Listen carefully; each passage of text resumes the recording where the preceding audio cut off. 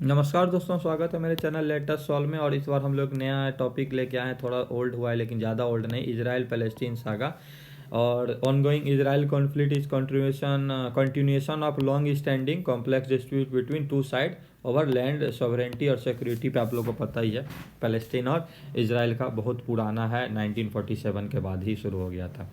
The current escalation began on Saturday, October 7 को क्या हुआ, हमास क्या किया, सरप्राइज अटैक कर दिया इजराइल पे। फिर इजराइल भी उस पर काउंटर अटैक किया। तो कहीं ना कहीं हमास क्या है, the militant group ruling with Gaza strip attack Israel. चलिए ठीक है, तो मैं बता दिया हूँ। तो एक तरह से क्या है, मिलिटेंट ग्रुप है, टेररिस्ट ग्रुप है। सीरीज ऑफ इवेंट से समझते हैं कि ये कैसे कैसे कब कहाँ से क्या हुआ। तो 1917 में ना बेल्फोर डिक्लेरेशन हुआ था। बेल्फोर किसी आदमी का नाम है, ऑर्थर जेम्स बेल्फोर। ये इंग्लैंड के थे, फॉरेन सेक्रेटरी वहाँ पर।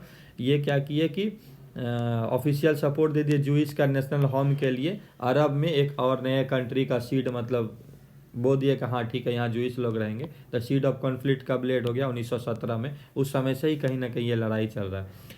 1948 में पैलेस्टीन का क्या होता है, क्रिएशन हो जाता है। ब्रिटेन क्या है, वहाँ से छोड़ के चला जाता है। तो यूएन यूनाइटेड नेशन एक प्लान प्रेजेंट करता है इंडिपेंडेंट स्टेट जूइस के लिए, जो इजराइल है वो an Arab state in Palestine बनाता है। लेकिन बहुत सारे अरब कंट्री को ये चीज़ बहुत अच्छा नहीं लगता है, मतलब पसंद नहीं आता। उसका 1948 में अरब इजराइल वार होता है और इजराइल को जो यूएन यहाँ पर से एरिया दिया गया था उससे 50% मोर एरिया टेरिटरी मतलब अपना कंट्रोल में ले लेता है। मतलब क्या कह रहा है कि इन्विजन्ड बाय यूएन पार्टीशन प्लान, मतलब 50% ज़्यादा ही ये कैप्चर कर लेता है। जो हम लोग मैप के थ्रू आगे आपको दिखाने का कोशिश करेंगे। तो कहीं ना कहीं आप यहाँ देखिए कि 46 में पैलेस्टीन ये था। फिर यहाँ पर ये वाइट वाला जो इजराइल है ये, और फिर इजराइल यहाँ बढ़ते चल जा रहा है। यहाँ तो पूरा ही 2012 में बढ़ गया। तो कहीं ना कहीं ये सब चीज़ दिखाना।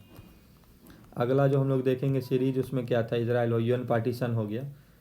जॉर्डन क्या था, वेस्ट बैंक जेरूसलम, मतलब जॉर्डन को मिला जेरूसलम होली साइट। इजिप्ट को गाजा स्ट्रिप मिला but could not solve Palestinian crisis को यूनाइटेड नेशन सॉल्व नहीं कर पाया। इसके कारण क्या हुआ, फॉर्मेशन ऑफ पीएलओ हो गया। पीएलओ क्या है, पैलेस्टीनियन लिबरेशन ऑर्गेनाइजेशन, एक तरह का ऑर्गेनाइजेशन है वहाँ।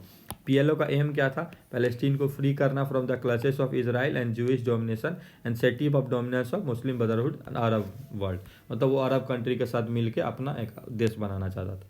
यूनाइटेड नेशन क्या कर रहा है, ऑब्जर्वर स्टेटस पीएलओ को दे देता है 1975 में।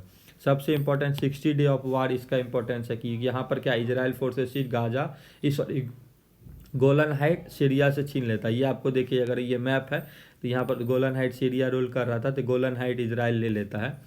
West Bank and east Jerusalem for Jordan, यहाँ वेस्ट बैंक जॉर्डन से ये क्या करता है, वेस्ट बैंक और ईस्ट जेरूसलम को ले लेता है, इजराइल अपने में कर लेता है। और गाजा स्ट्रिप इजिप्ट से ले लेता है।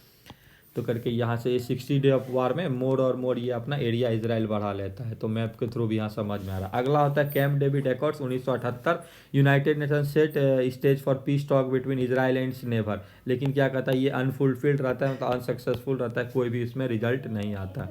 इमरजेंस ऑफ हमास 1987 में क्या, it is regarded as terrorist organisation by USA government, मतलब यूनाइटेड स्टेट्स। लेकिन 2006 में क्या होता है, हमास क्या होता है, Palestinian authority legislative election won कर लेता है। मतलब वो कहीं ना कहीं लेजिस्लेटिव इलेक्शन में भी पार्ट ले रहा था और अपना टेररिस्ट ऑर्गेनाइजेशन में उतेरर भी क्रिएट कर रहा था। इजेक्टेड फतह फ्रॉम गाजा क्या कहता है, 2007 में उसको वो बचा लेता है।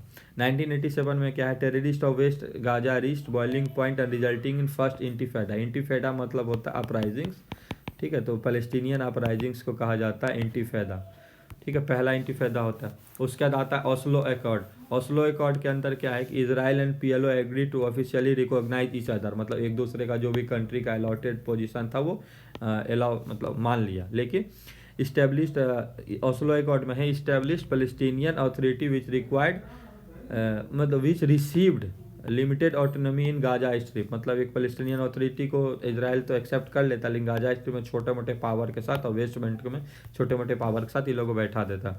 Repeated cease fire and concrete कब कब हुआ, तो ऑपरेशन लीड कास्ट हुआ, ऑपरेशन पिलर ऑफ डिफेंस 2012 में, ऑपरेशन प्रोटेक्टिव एज, कहीं ना कहीं सीज फायर और छोटा मोटा युद्ध होते रहा। 2005 में हम लोग चल जाता है, Israel begin unilateral withdrawal from Jews, मतलब जूस को हटाने लगा गाजा से, वहाँ बसने नहीं दे रहा था। और साथ साथ बॉर्डर को भी ब्लॉकेट रखा था ताकि इधर उधर कोई भी कर ना पाए। 2012 में UN upgrade the Palestinian representation, उसको नॉन मेंबर ऑब्जर्वर स्टेट देता, पहले मेंबर दिया था बाद में नॉन मेंबर दे दिया।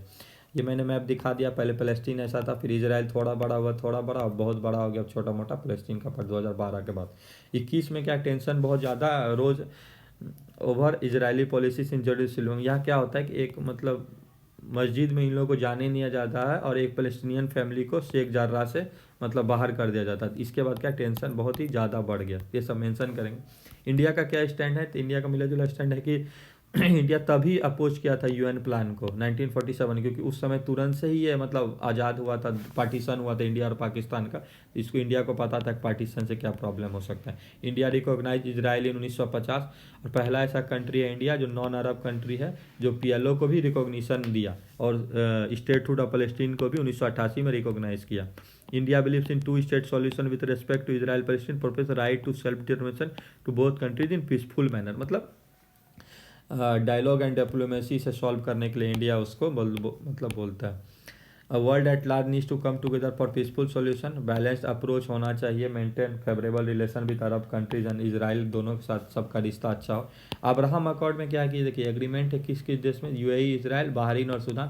तो ये सब अच्छा स्टेप है, ऐसा ही कुछ अगर अकॉर्ड बनाया जाए तो शायद कुछ सुधार आ सके रिश्ता में दोनों के। India currently non permanent member of UNSC है और ह्यूमन राइट काउंसिल 2022-24 के लिए भी इलेक्ट हुआ। कहीं ना कहीं इंडिया का एक अच्छा रोल होगा mediator to resolve the Israel Palestine issue. और India should advocate dialogue and diplomacy as a only viable means to resolve conflict. मतलब युद्ध से तो किसी चीज़ का निर्णय हो नहीं सकता। इन सारे पॉइंट्स को अगर हम लोग मेंशन करते हैं और समझते हैं ईजी वे में, तो ये कुछ था। वीडियो देखने के लिए धन्यवाद।